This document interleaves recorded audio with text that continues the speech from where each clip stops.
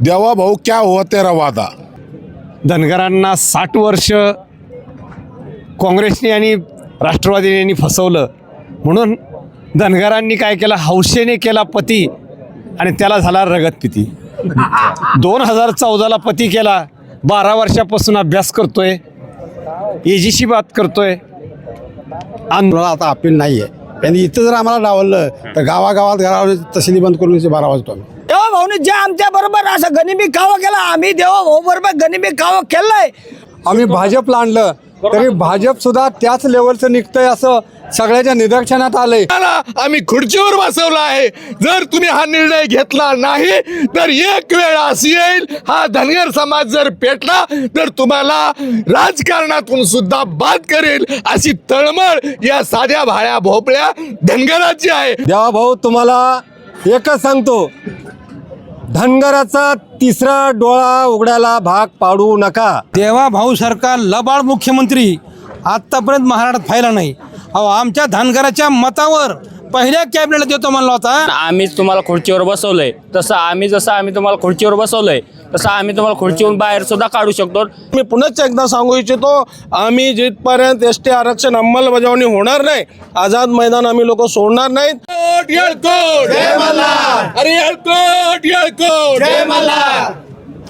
आरक्षण आमच्या हक्काचं नाही, कुणाच्या बापाचं. आरक्षण आमच्या हक्काचं नाही, कुणाच्या बापाचं. दीपक भाऊ तुम आगे बढ़ो, हम तुम्हारे साथ है. दीपक भाऊ तुम आगे बढ़ो, हम तुम्हारे साथ है. कोण म्हणतात एक नाही. घेतल्याशिवाय राहत नाही. नमस्कार, लय भारीमध्ये आपल्या सगळ्यांचं स्वागत. आपण सगळ्यांनी आवाज ऐकला असेल, येळकोट जय मल्हार हा आवाज घुमतोय मुंबईच्या प्रवेशद्वारावर किंवा मुंबईच्या नाक्यावर. जे महत्त्वाचं स्थान आहे मुंबईमधलं आझाद मैदान, त्या ठिकाणी मंत्रालयापासून हे जवळचं ठिकाण आहे, विधान भवनापासून जवळचं हे ठिकाण आहे आणि या ठिकाणी हा आवाज घुमतोय. हा व्हिडिओ शूट करत असताना, चित्रित करत असताना साधारण 7-7:30 वाजलेले आहे, रात्रीची वेळ आहे आणि आझाद मैदानामध्ये दीपक बोराडे हे धनगर समाजाचा योद्धा उपोषणाला बसलेला आहे. तिसरा दिवस पूर्ण झालेला आहे आणि उद्याही ते आंदोलन कंटिन्यू राहणार आहे. परंतु पोलीस परवानगी देण्याच्या मानसिकतेमध्ये नाहीत. पोलीस परवानगी देण्याच्या मानसिकतेत नाहीत म्हणजे कोण, तर जे महाराष्ट्राचे मुख्यमंत्री आहेत, ज्यांच्या हातामध्ये गृह खातं आहे, त्यांचंच हे कारस्थान आहे असं सांगायला काय कुठल्या ज्योतिषाची गरज नाही. तर हे आंदोलन जसजसं आता वाढेल, उपोषणाचे दिवस वाढतील, तसतसं जो धनगर बांधव आहे त्यांच्यातील असंतोष जागृत व्हायला लागलेला आहे, असंतोष पेटायला लागलेला आहे. आणि मी आता या उपोषण स्थळी इथे जे आलेले जे धनगर बांधव आहेत तर यांच्यासोबत संवाद साधणार आहे. तर त्यांचं काय म्हणणं आहे ते आपण बघूया. तर साहेब, तुमचं नाव सांगा, तुम्ही कुठून आलात सांगा. मी मराठवाड्यातून आलो, आनंद बनसोडे. माननीय संघर्ष योद्धा दीपक भाऊ, तुम्ही भाजपचे बी पदाधिकारी आहेत ना? माननीय दीपक भाऊ बोराडे यांनी जो 17 सप्टेंबरला आरक्षणाचा मुक्तीसंग्राम सुरू केला आहे, तो आज मुक्तीसंग्राम आझाद मैदान या ठिकाणी आलेला आहे. आणि माननीय दीपक भाऊ बोराडे यांची एक रास्त मागणी आहे की या महायुती सरकारने तत्कालीन माननीय प्रदेशाध्यक्ष आणि आताचे विद्यमान माननीय मुख्यमंत्री महोदय यांनी बारामतीमध्ये धनगर समाजाच्या आरक्षणाचा आम्हाला सत्ता द्या, आम्ही पहिल्या कॅबिनेटमध्ये तुमचं आरक्षण सोडू. आणि या राज्यामध्ये आपण बघितलं असेल, राज्यात आणि देशामध्ये धनगर समाज मोठ्या प्रमाणात भारतीय जनता पार्टीच्या पाठीमागे भक्कमपणे उभं राहिला आणि या राज्यात आणि देशात सत्तांतर झालं. आणि मग आज आमचं म्हणणं एवढंच आहे की आपण बोलला होता ते आम्हाला धनगर समाजाचे आरक्षणाचं सर्टिफिकेट आहे ते आपण द्यावं. तुम्ही काय सांगाल, तुम्ही कुठून आलात? मी जालन्यावरूनच आलो आहे आणि सरपंच आहे मी. आमची एकच मागणी आहे की नावही सांगा. गोविंद जाधव. आमची एकच मागणी की ज्या मुख्यमंत्र्यांनी आम्हाला सांगितलं होतं की आमच्याकडं ट्रकभर कागद आहे आणि मी पुरावे आहे, मला जर सत्ता दिली तर मी पहिल्या कॅबिनेटमध्ये तुमचा प्रश्न सोडील. आता मला सांगा की दीपक भाऊ उपोषणाला बसलेले आहेत, त्यांची तब्येत खालावत चाललेली आहे आणि दुसऱ्या बाजूला सरकार दखल घेतंय नाही घेतंय, तुम्हाला काय काय माहिती आहे? सरकारने काय काय दखल घेतली किंवा नाही घेतली? मुळात विषय असा आहे, धनगरांना 60 वर्ष काँग्रेसने आणि राष्ट्रवादीने फसवलं, म्हणून धनगरांनी काय केलं, हौशेने केला पती आणि त्याला झाला रगतपिती. 2014ला पती केला, 12 वर्षापासून अभ्यास करतोय, एजीशी बात करतोय. आंदोलन जी त्यांनी जालन्याच्या आंदोलनाची दखल घेतली नाही म्हणून समाजा मनात रोष होता, ती आझाद मैदानावर आली. त्यांनी त्याच्याही पुढची शाळा खेळली की त्यांनी काय केलं तर 3 दिवस अगोदरच बैठक लावली आणि असं सांगितलं की चर्चा सकारात्मक झाली, 16 तारखेला आम्ही निर्णय देतो. लोकांनी, धनगरांनी असा त्याचा अर्थ घेतला की 16ला आपल्याला प्रमाणपत्रच मिळतंय, काहीतरी होतंय. म्हणून इथं जी आहे ती इथं प्रातिनिधिक स्वरूपात लोक आलेले आहेत. इथं आलेला एक एक कार्यकर्ता हा लाखाला भारी आहे. त्यांनी याच्यावर गैरसमज करून घेऊ नये की इथं गर्दी नाही. ही गर्दी नाही, पण ही दर्दी लोक आहेत. म्हणून तुम्हाला सांगतो की त्यांनी जर का दीपक भाऊला इथून उठवलं आणि आंदोलनाला परवानगी दिली नाही तर आम्ही त्याचे परिणाम त्यांना सरकारला भोगावे लागतील. मी आता सांगत नाही, उद्या काय होईल ते त्यांना कळेल.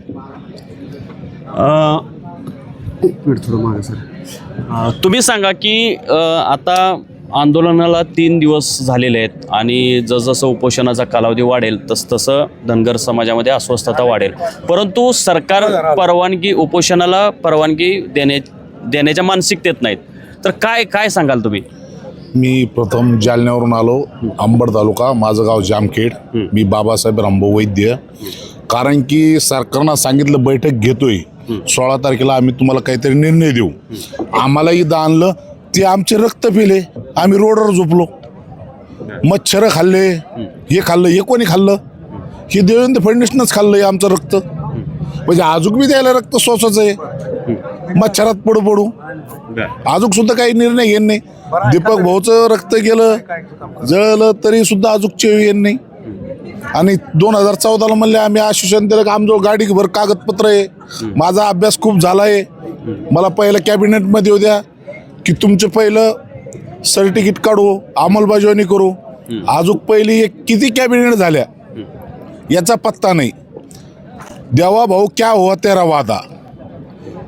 अजून निश्चय असंच चालू आहे, धनगराला चॉकलेट देणं, बोलायचं, बैठक लावायची, एक चॉकलेट द्यायचं, कुठंतरी एखाद्याला तुकडं टाकायचा, ते चॉकलेट द्यायचं. म्हणजे धनगर समाजाला असं कवरलं राहायचं. आता हा समाज पुरा जागृत झाला पाहिजे, कारण की धनगराचं रक्त पिऊ राहिलं आता हे.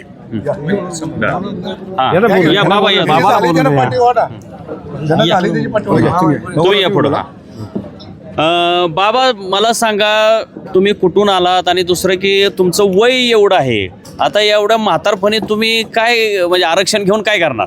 जय मल्हार, जय संविधान. लय भारीचं स्वागत करतो मी. माझं वय 74 वर्ष आहे आणि मी बाळपणापासून संविधानाचा कडू पिलेला, थोडी बहुत जाणकारी संविधानाची आहे. संविधानाला सर्व ग्रंथापेक्षा श्रेष्ठ समजणार आम्ही.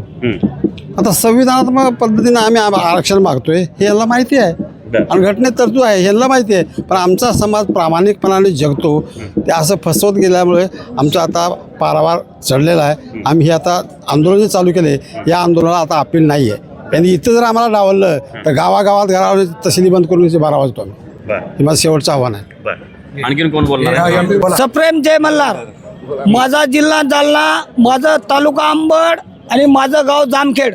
मी धनगर समाज एक ST आरक्षणाचा उपोषण करता म्हणून ह्या देवाभाऊला एवढंच सांगू इच्छितो की देवाभाऊला जरी वाटत असेल की इथं धनगर समाज जमलेला नाही, पण धनगर समाज हा मुंबईमध्ये 2 लाखाच्या आसपास इकडे मुंबईमध्ये थांबलेला आहे.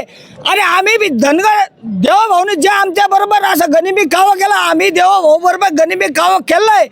आणि आज जर आमच्या दीपक भाऊला जरी उचलाचं काम केलं तर हा जो आसपास समाज इकडे तिकडे थांबलेला आहे तो समाज इथं येऊन उद्रेक केल्याच राहणार नाही. आणि पुन्हा आमचा जो गरीब महाराष्ट्रामध्ये समाज बसलेला आहे तो काठ्यान कुऱ्हाडी घेऊन आल्याशिवाय राहणार नाही. एवढीच देवा भाऊंना एवढीच काळजी घ्यावा. हे सर्व सरकार आम्हाला कवावी धनगर समाजाच्या आरक्षणाची फसवाफसवी केलेला आहे. त्याच्यामुळे माझा देवा भाऊला एवढंच सांगणं आहे की तुमचा क्या हुआ तेरा वादा, आणि तेरा वादा तुम कब पूरा करेंगे. जय मल्हार. मी विठ्ठल अण्णा वाघमोडे, नवी मुंबई पनवेलमधून मी आलेलो आहे. हे जे आज दीपकभाऊ बोराडेचं एस टी आरक्षणाचा उपोषणाचा हा 3रा दिवस आहे. मला या महायुतीच्या सरकारला सांगू इच्छितो, कारण महायुतीचं सरकार का आलं, कारण गेले 70 वर्ष हा काँग्रेसनं धनगर समाजाचा बाजारच उठवला आणि बाजार उठवल्यामुळं की आम्ही ठरवलं धनगर समाजानं बाबा सत्ता परिवर्तन झाल्यानंतर भारतीय जनता पार्टी आम्हाला धनगर समाजाला न्याय देईल म्हणजे काय द्यायचं आहे नाही. अहो परमपूज्य डॉक्टर बाबासाहेब आंबेडकरांनं जी घटना लिहिलेली आहे त्या घटनातच 36D मध्ये धनगर समाजाला एस टी आरक्षण आहे. आपण नवीन मागणी काही करत नाही आणि समाजाची जे राज्यकर्ते किंवा समाजवरती हे लोक काय करतायत की ह्याचा भाव निर्माण करतायत. काय करतायत, आम्हाला काहीतरी द्या. आपल्याला का आपण काय भिकारी नाही किंवा आपण काय पाकिस्तानातलं नाही, आपण महाराष्ट्रातले आहोत. आपण त्यांना सांगतोय की अंमलबजावणी करा, की जेणेकरून की 70 वर्ष आम्ही का पाठी राहिलो, आम्हाला कुठलाही राजकीय वाटा आम्हाला नाही मिळाल्यामुळं लोकसभेमध्ये विधानसभेमध्ये धनगर समाजाचे प्रश्न उपस्थित करण्यासाठी आम्हाला कधीही कुठल्याच पक्षानं कधीच आम्हाला साथ दिली नाही आणि आमच्या समाजातले कुठलेच आमदार खासदार राज्यसभे कॉप कधीच करून घेतलेले नाहीत. त्याच्यामुळं आमच्या समाजाची वाताहत झालेली आहे. कशामुळं तर या राज्यकर्त्या जमातीमुळं आम्हाला कधीच या गावात आमचा समाज दऱ्याखोऱ्यात डोंगरामध्ये राहतो. हा मेंढपाळ व्यवसाय आदिवासीपेक्षा आमच्या समाजाची हालत खराब आहे. कारण आमचा समाज एका गावामध्ये एक दिवस राहतो. भटकंती करणारा आमचा समाज आहे. समाज जसा पाहिजे तसा सुधारलेला नाही. कारण ह्या राजकारत्याला असंच वाटते की मुठभर माणसं सुधारलेली आहेत, पण पाठीभर माणसं अजून सुधारायची बाकी आहेत. शैक्षणिक सुधारली नाही. आज आम्हाला वाईट वाटतं 70 वर्षामध्ये आज आमचा एकही या देशामध्ये आय एस कशाला म्हणतात, जिथं कायदा बनतो तिथं आमचा एकही आय एस नाही. अशा पद्धतीनं आमच्या समाजावर खरोखरच चाहे काँग्रेस असो चाहे BJP असो यांनी आत्तापर्यंत आमच्या पिढी आमच्यावर जादा करून घोटाळा तयार करून आम्हाला कधीच विश्वासात घेऊन आम्हाला न्याय मिळाला नाही. धन्यवाद. आणखी कोण बोलणार आहे? थांबा, सगळ्यांना संधी देतो. फक्त थोडक्यात तुम्ही बोललाय ना अगोदर. डबल नको. जय मल्हार. मी सोमा भैरू हिरवे, मान तालुक्यातून माझा समाज बांधव आहे. या समाज बांधवाच्या आंदोलनासाठी आम्ही इथे एकत्र आलेलो आहोत आणि एकत्र आल्याने की आमचा जो समाज आहे या समाजाचं एस टी आरक्षण अतिशय महत्त्वाचं आहे. आमची मुलं बाळं या पुढच्या लेकरा बाळांचं काहीतरी कल्याण होईल, काहीतरी हे होईल म्हणून आमचं पिढ्यानपिढी जो समाज आहे तो समाज दराखऱ्यातला असताना मायबाप सरकारला एकच विनंती आहे की सरकार मायबाप आमच्या या समाजाला आमचं आरक्षण असलेलं तुम्ही द्या. यांचा आशीर्वाद घेऊ नका. आम्हीच खेड्यापाड्यातली माणसं आलेलो आहे आणि इथं तुम्हाला आम्ही खुर्चीवर बसवलं आहे. जर तुम्ही हा निर्णय घेतला नाही तर एक वेळ अशी येईल हा धनगर समाज जर पेटला तर तुम्हाला राजकारणातून सुद्धा बाद करेल अशी तळमळ या साध्या भाड्या भोपळ्या धनगराची आहे. माझ्या डोळ्यात आसू येत आहे. मायबाप सरकार तुम्ही लवकरात लवकर निर्णय घ्या. दीपक भाऊ आज 3 दिवस झाले त्यांना अन्न पाणीचा सोडा. त्यांनी प्रामाणिक माणूस आहे. आम्ही आमच्या नेत्याचं नाही पण एक समाज म्हणून त्यांची गवाही तुम्ही घ्या आणि आम्हाला लवकरात लवकर निर्णय द्या. हीच नम्र विनंती मायबाप सरकार. जय मल्हार. आपण बघू शकता की लोक कशी इमोशनल झालेले आहेत. कारण दीपक भाऊ 3 दिवसांपासून उपोषणाला बसलेले आहेत आणि 16 तारखेला त्या अगोदर 16 तारखेला मुख्यमंत्र्यांनी त्यांच्यासोबत बैठक घेतली होती. परंतु नेहमीप्रमाणे हे जे मुख्यमंत्री आहेत ते चुना लावतात, तोंडाला पाणी पुसतात, तशा पद्धतीने ती मिटिंग झालेली होती. आणखी काही लोक आपल्यासोबत बोलणार आहेत. तर ते आणखी इथं कोणीतरी पटकवला होता ना, तशा लोकांना जरा बोलवा की. ठीक आहे, तुमचं नाव गाव सांगा आणि बोला. मी भगवान कुंजाराम मातले, राहणार जालना जिल्हा, धनगर समाज संघर्ष समितीचा जिल्हा अध्यक्ष. मी भाऊसंघ कायमस्वरूपी असतो. माझं एकच बोलणं आहे, देवा भाऊ, आमचा समाज खूप गरीब आहे. दऱ्याखोळ्यात राहणार आहे, वाड्या वस्त्यात राहणार आहे, झाडाझुडात राहणार आहे. खूप गरीब समाज आहे. आणि भाऊ, तुम्ही आज भाऊचा तिसरा दिवस आहे. तुम्ही चौथ्या दिवसाची परमिशन द्यायला नाकारली. बरं, नाकारली, मग आता तुम्हाला हुंबारा द्यायला इतका वेळ का? आता 8 वाजत आले. मला सांगायचं, देवा भाऊ, तुम्ही आमची लाईट बंद केली 6 वाजता. काय करीत होतो आम्ही? अहो, आमचा दीपक भाऊ म्हणजे त्याच्या नावातच दीपक आहे.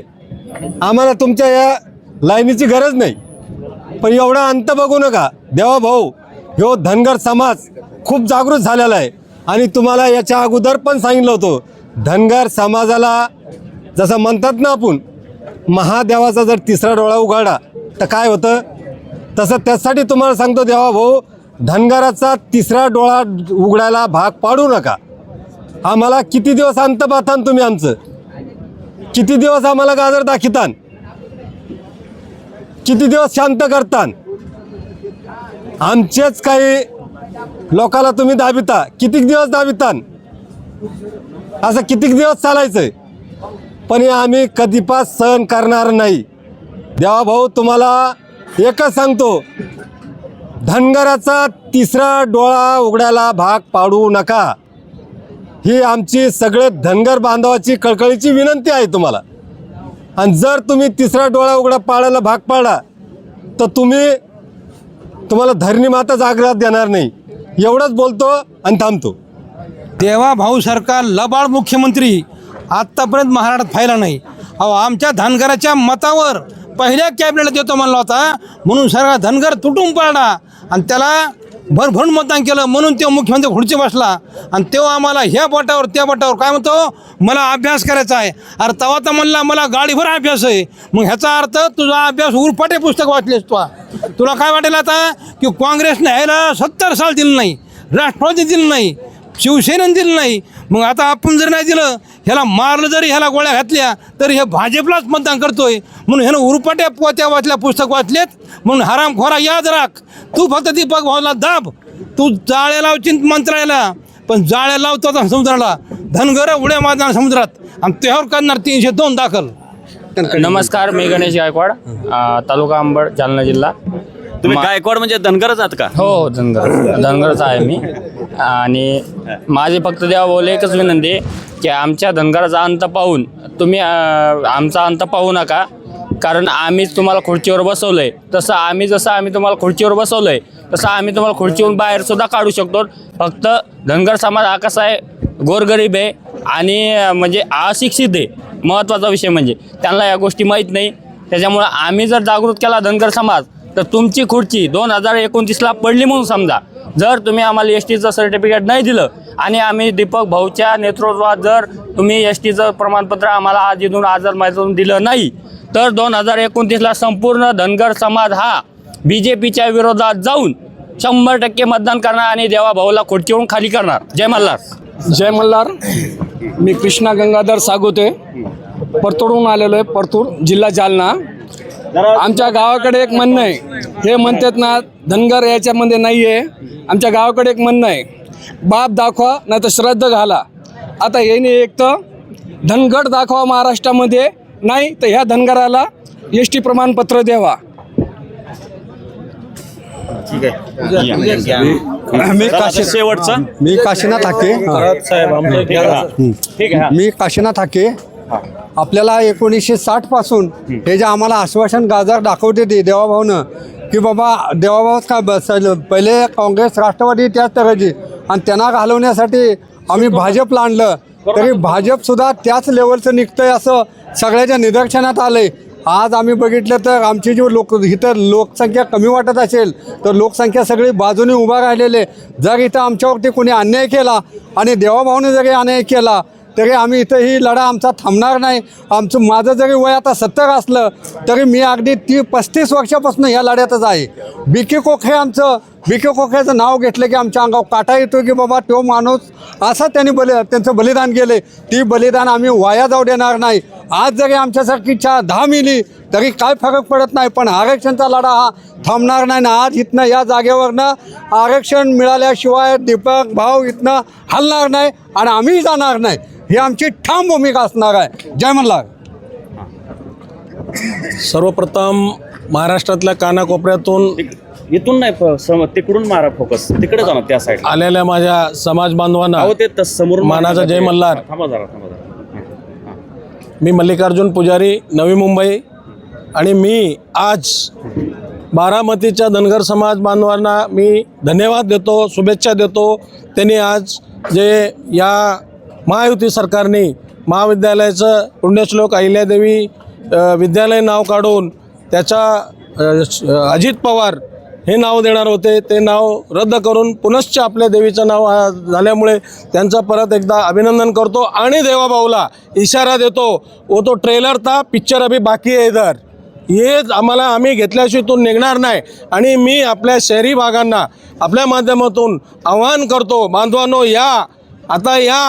आता गर्दी गरजेची आपल्याला. आणि मी तुम्हाला दाखवू इच्छितो, बघा बाजूला लाईट चालू आहे पण आमच्या इकडचं लाईट घालवलेलं आहे. हा काय प्रकार आहे? बाजूला मैदानामध्ये लाईट चालू आहेत आणि आमचे उपोषणकर्ते अंधारामध्ये, आमची लोक सगळे अंधारामध्ये. काय देवाभाऊ काय चाललंय? हा धनगर समाज काय महाराष्ट्रातला नाही का? सांगा ना तुम्ही. आमचं मतदान घेतलं नाही का तुम्ही? जसं तुम्हाला खुर्चीवर बसवलंय तसंच तुम्हाला खुर्ची खाली उतरवायची पण ताकद या धनगर समाजामध्ये आहे आणि ते केल्याशिवाय आम्ही शांत बसणार नाही. म्हणून मी पुन्हा एकदा सांगू इच्छितो, आम्ही जिथपर्यंत एस टी आरक्षण अंमलबजावणी होणार नाही, आझाद मैदान आम्ही लोक सोडणार नाहीत. आणि सर्व बांधवांना मी कळकळीची विनंती करतो, तुम्ही महाराष्ट्रातून आलेत, दूरवरून विदर्भ नागपूर इथून आलेत, आम्ही ते नवी मुंबईमधले आहोत. तुमचं मी आभार मानावं तेवढं कमी आहे. तुम्ही काही खचून जाऊ नका. ही सरकार 2 दिवसात गुडघ्यावर येऊन आपल्याला एस टी आरक्षण अंमलबजावणी केल्याशिवाय राहणार नाही. म्हणून मी पुन्हा एकदा आपल्या खरात साहेबांचा धन्यवाद करतो. आम्हाला तुम्ही ह्या सगळ्या मीडियाच्या समोर येऊन नवी मुंबईकरांना तुम्ही हे दाखवा, जेणेकरून सगळ्यांनी यावं. बघा, हे बांधव अंधारात बसलेले आहेत, रात्री इकडून जातात आणि फुटपाथवर झोपतात, तरी हे थांबलेत. उद्या एस टी आरक्षण मिळालं तर ह्यांचं नाही, सर्वांना मिळणार आहे. सर्वांचा पोराबाळांचं भलं होणार आहे. म्हणून बांधवांनो, माझी हात जोडून विनंती आहे, अभी नाही तो कभी नाही. हा दीपक बोराडेसारखा कोहिनूर हिरा धनगर समाजाला भेटलेला आहे, हे गमावू नका आणि त्यांना खचून जाऊ देऊ नका. म्हणून ह्यांचा मनोबल वाढवण्यासाठी मोठ्या संख्येने धनगर समाज बांधव आझाद मैदानाकडे कूच करा, एवढी मी आपणास विनंती करतो. आणि पिवळा वादळ मुंबईला धडकणार हे मला पूर्ण आत्मविश्वास आहे, एवढं बोलतो आणि थांबतो. जय हिंद, जय महाराष्ट्र, जय मल्हार. येळकोट जय मल्हार.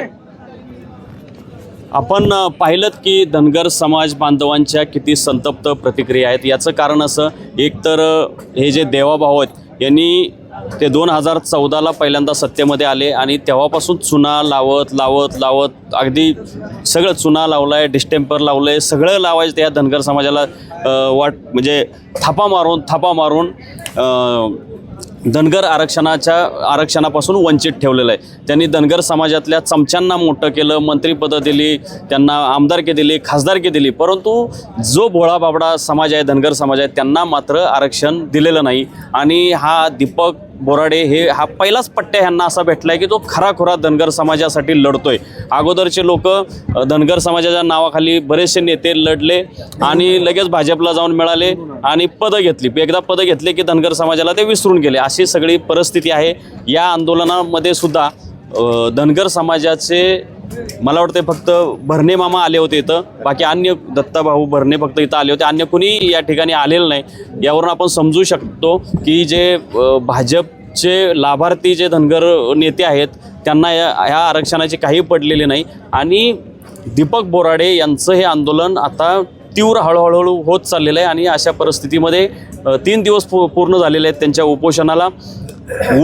अत्यंत उन्हामध्ये ते उपोषण करत आहेत. आता रात्रीची वेळ आहे. सरकारने सर्व लाईट बंद केलेले आहेत आणि त्यांना इथून बाहेर काढायचे प्रयत्न सुरू झालेले आहेत. उद्याच्या आंदोलनासाठी, उद्याच्या उपोषणासाठी त्यांना परवानगी नाकारलेली आहे आणि त्यामुळे इथले धनगर समाज बांधव असतील किंवा स्वतः दीपक बोराडे असतील, ते काय या आझाद मैदानातून उपोषण स्थळावरून हालायला तयार नाहीत.